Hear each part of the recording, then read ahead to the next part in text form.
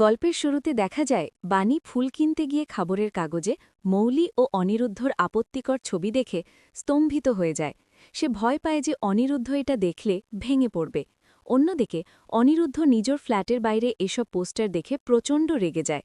বাণী তাকে শান্ত করার চেষ্টা করলে অনিরুদ্ধ দাবি করে এই সব কিছুর পেছনে মৌলির হাত আছে এবং সে এই অপমানের বদলা নেবেই।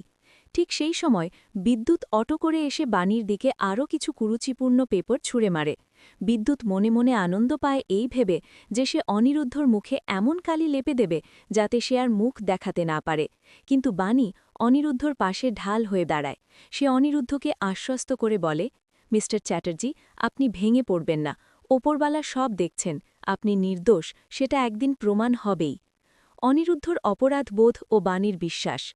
ঘরে ফিরে অনিরুদ্ধ নিজেকে অপরাধী মনে করে কান্নায় ভেঙে পড়ে। সে বাণীকে বলে যে তার জন্য আজ সবাইকে অপমান সহ্য করতে হচ্ছে।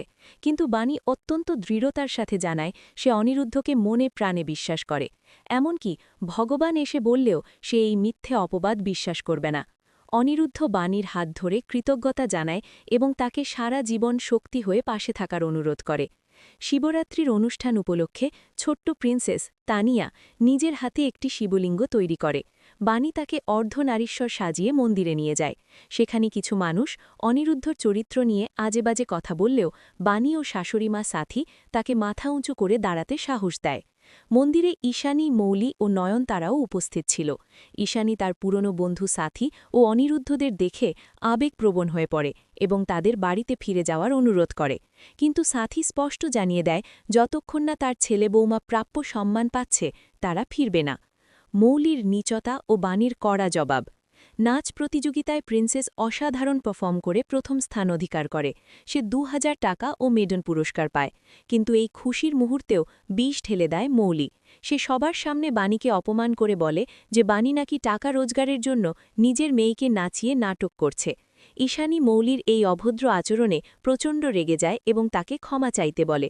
বাণীও ছেলে কথা বলে না। সে মৌলিকে মনে করিয়ে দেয় যে উচ্চশিক্ষিত হয়েও সে আসলে শিল্পকলা এবং একটি শিশুকে অপমান করে নিজের নিচু মানসিকতার পরিচয় দিচ্ছে।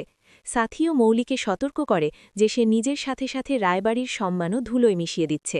সামনে যা ঘটতে পারে, মৌলি ও বিদ্যুতের ষড়যন্ত্র কি আরও গভীর হবে, নাকি ঈশানী সত্য উদ্ঘাটন করে অনিরুদ্ধ ও বাণীকে সসম্মানে বাণীতে ফিরিয়ে আনবে? জানতে হলে দেখতে থাকুন পরবর্তী পর্ব।